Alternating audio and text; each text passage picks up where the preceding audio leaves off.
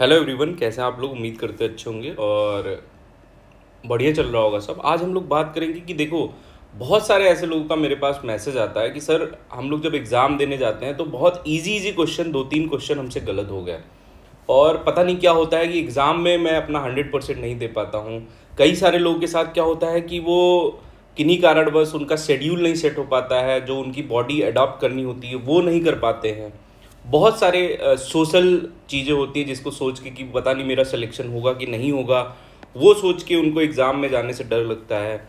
GS general studies जो आज की बहुत ही ज़्यादा लोग सोचते हैं इसके बारे में, उसको सोच के कि ये मेरा प्रिपेयर नहीं है, जाते जाते उनका कॉन्फिडेंस बहुत लो लेवल पे रहता है और इन सब चीज़ों से बाहर निकलना। देखो क्या होता है, आप ये समझो, एग्ज़ाम में 2-3 मार्क्स से ही सिलेक्शन होता है। अब उनकी बात हम नहीं कर रहे हैं जिनके 40 नंबर आ रहे हैं और 60 पे सिलेक्शन हो रहा है, उनकी बात करें जिनके 55 नंबर आ रहे हैं या 58 नंबर आ रहे हैं, लेकिन वो 2 नंबर 3 नंबर और बढ़ा सकते थे एग्ज़ाम में, लेकिन उनका गलत हो रहा है।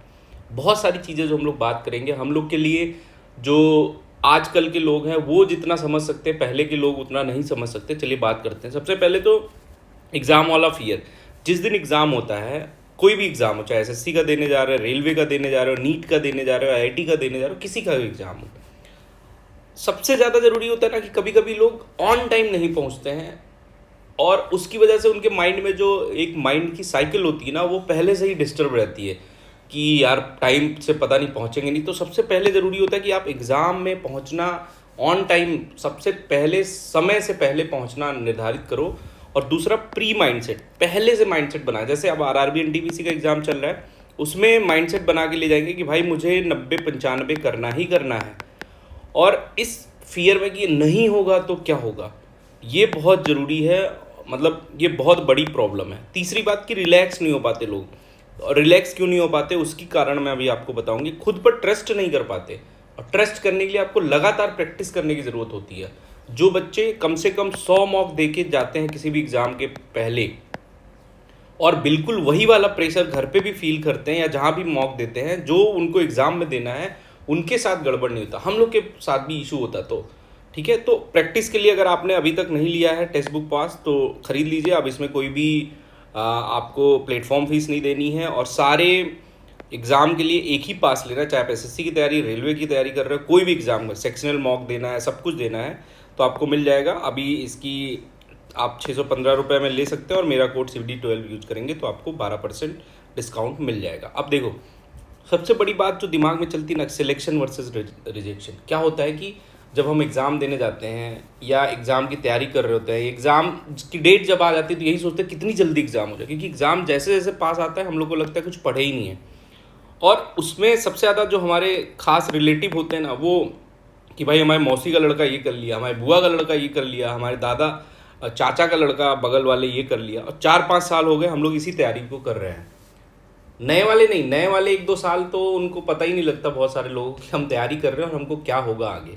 लेकिन जिनको 4-5 साल हो जाता है ना, उनके साथ ये बहुत बड़ा इशू होता है कि भाई पता नहीं सिलेक्शन होगा कि नहीं, एग्ज़ाम अच्छा होगा कि नहीं। और उसके बाद घर वालों की टेंशन कि नहीं होगा तो यार घर वाले क्या करेंगे, घर में इतनी दिक्कत है, प्रॉब्लम है, आगे कैसे क्या होगा। तो ये जो है ना, आप एग्ज़ाम को एक लाइफ मान के जाते हैं कि अगर ये एग्ज़ाम में नहीं हुआ तो मेरा बहुत दिक्कत हो जाएगी। इन सब चीज़ों से थोड़ा ऊपर उठना है। नहीं हुआ तो क्या होगा, बहुत सारे ऑप्शन होते हैं जीवन में, और सब लोग गवर्नमेंट जॉब नहीं पाते हैं, ये भी मैं आपको बता दूं। जीएस का डर, जो भी लोग आरआरबी एनटीपीसी का एग्ज़ाम देने जा रहे हैं उनके लिए जीएस का डर के बारे में बताऊं कि जीएस जो होती है ना, ये आप नहीं, मैं फिर बता रहा हूँ, जितने भी लोग, इसको 3 पोर्शन में हम लोग डिवाइड करेंगे, part A, part B, part C. Part A वो होता है जो आपने पढ़ा है, और पार्ट बी जो होता है वो आपने, ठीक है, थोड़ा बहुत पढ़ा, इसको आपने अच्छे से पढ़ा है, इसको थोड़ा बहुत पढ़ा है, ठीक है। और पार्ट सी जो आपने ना पढ़ा है, और सबसे ज़्यादा टेंशन कहाँ के लिए लेता है आदमी, जो ना पढ़ा है उसके लिए। ठीक है, कैसे? अब मान लो कुछ भी आपने हिस्ट्री, ज्योग्राफी, पॉलिटी, बेसिक चीज़ें पढ़ी हैं, अगर इसमें आप 100% करोगे, और बी थोड़ा बहुत जो पढ़ते हैं हम लोग करंट अफेयर पढ़ते हैं, सी में कुछ ऐसे पोर्शन है जिसको हम पढ़ते नहीं है, जो क्वेश्चन हमने देखे ही नहीं उसके बारे में सोचने नहीं, हम लोग सोचते सबसे ज़्यादा इसके बारे में है, और एग्ज़ाम में जाते हैं तो ये वाला जो पोर्शन है ना, यहाँ से 1-2 क्वेश्चन गलत हो जाता है, और वहीं पे कहीं ना कहीं आपका सिलेक्शन गड़बड़ाता है। तो जीएस में जो चीज़ आप पढ़े हो उसको बैक करो, ट्रस्ट करो खुद पे, कॉन्फिडेंस लेवल हाई करो, और फिर एग्ज़ाम देने जाओ। देखो इन सब से ओवरकम होने के लिए सबसे पहले तो देखो एग्ज़ाम को एग्ज़ाम की तरह देने जाओ। एग्ज़ाम है, कोई आपका जीवन नहीं कि एग्ज़ाम नहीं निकला तो क्या होगा, ये चीज़ समझो। दूसरी, ऑन टाइम, टाइम से पहले पहुंचो। कहीं भी एग्ज़ाम देने जाओ, अगर दूर है तो एक दिन पहले चले जाओ। और ये कोशिश करो कि रिलैक्स रहो, आराम से खा पी के, पानी पी के आराम से रिलैक्स रहो, ज़्यादा टेंशन मत लो। दूसरी, पॉजिटिव माइंडसेट रखो। जो भी आपने अपने घर पे मॉक टेस्ट में या कहीं भी एग्ज़ाम में दिया है उस पर ट्रस्ट रखो, और ये सोचो कि मेरा सिलेक्शन इस होगा, ठीक है, इस बार नहीं होगा तो अगली बार होगा, ये सब सोचने की ज़रूरत नहीं। बस इतना कि सिलेक्शन होगा, मुझे एग्ज़ाम में अच्छा करना है, अपना 100% देना है, बाकी जो होगा उससे मुझे कोई मतलब नहीं है। दूसरी चीज़ ये। और तीसरा, ट्रस्ट करना पड़ेगा आपको, अपने कॉन्फिडेंस को हाई रखना पड़ेगा। कॉन्फिडेंस लेवल ही आपके मेंटल सिचुएशन को, मेंटली आप कितना फिट हैं वो अच्छा करेगा। और जितना आप मेंटली फिट रहेंगे उतना एग्ज़ाम में आपका दिमाग अच्छा चलेगा और आप अच्छा कर पाओगे। मेरा ये वीडियो बनाने का इतना ही मतलब है कि एग्ज़ाम में मेरे साथ भी ये हुआ है कि जब हम एग्ज़ाम देने के आते थे तो पता चलता था कि इजी इजी 2-3 क्वेश्चन हमारे गलत हो गए हैं।